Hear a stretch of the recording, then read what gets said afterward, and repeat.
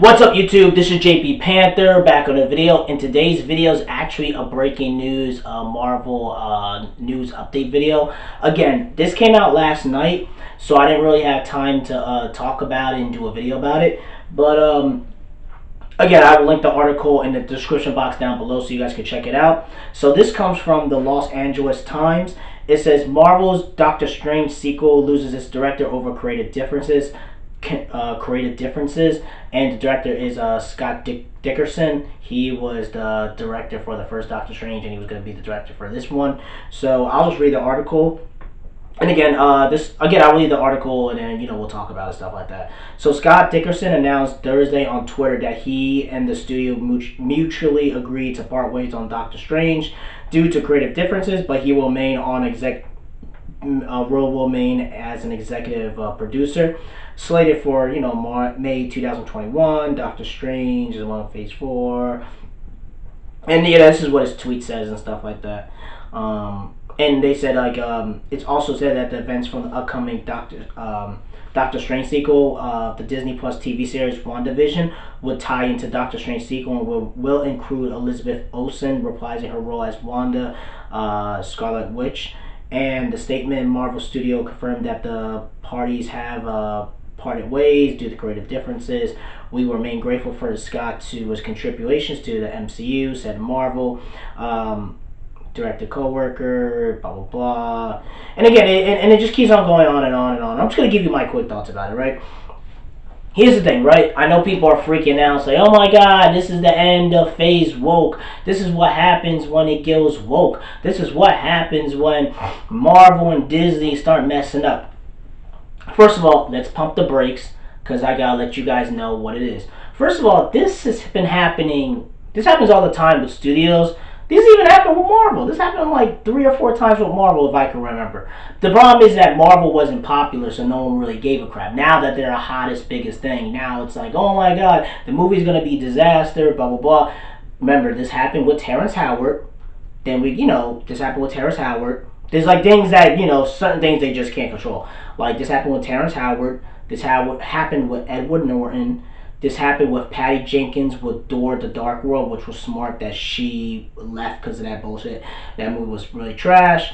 Edgar Wright was supposed to direct the first Ant-Man, but then he left because of other creative differences and stuff like that. Really means that creative differences really means, guys, it means that Disney and Marvel want to do it their way, and the director isn't going to have it the way that they want to be told. That's pretty much what it really means, to be honest, at the end of the day. That's what creative differences mean. But the thing is, now that they're super popular, so it's like, oh my god, the director leaves and stuff like that. I'm like, first of all, here's the thing.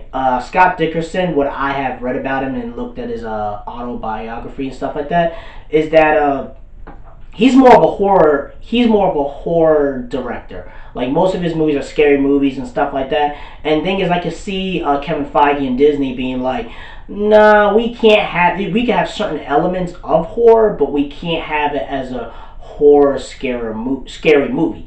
We need to have it Marvel friendly, family friendly, and we need to have it fit in with the MCU and moving the universe forward. We can't just have it deviate.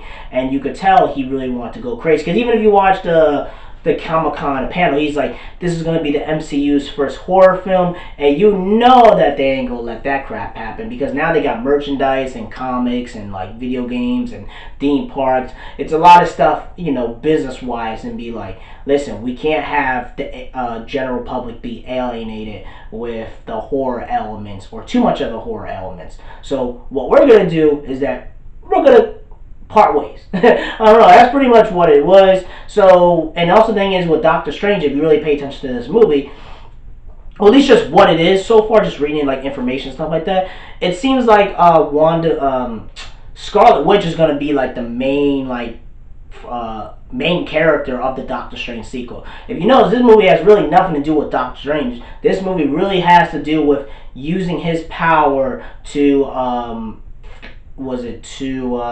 to go into the multiverse and fix it and stuff like that. Because what I've read about is that WandaVision is that she tours a hole into dimensions and messes up like parallel worlds and stuff like that. And Doctor Strange has to go in there and try to fix those open portals and stuff like that, and make sure that the universe doesn't go chaotic and go crazy and stuff like that. But saying that her and Doctor Strange is gonna be like the main key to like fix the multi-universe.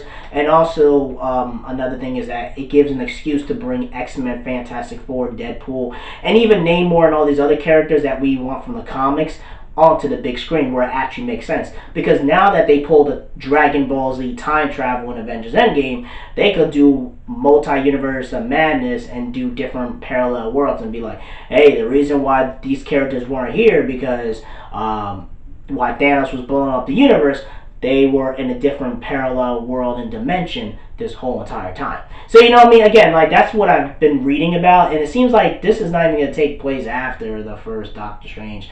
It's going to be taking place after, like, Avengers Endgame and stuff like that. So, again, this creative differences stuff happens all the time. I think it's something that you guys shouldn't freak out about. This happens all the time when it comes to directors. They have backup plans. They probably have another director that they got lined up and stuff like that. But also it's good that this happened now than it is later, because what I read is that the movie goes in production around like May or April of this year. So I'm like, they only have a year really to film. Like, you would think that they would have a lot of this stuff like taken care of.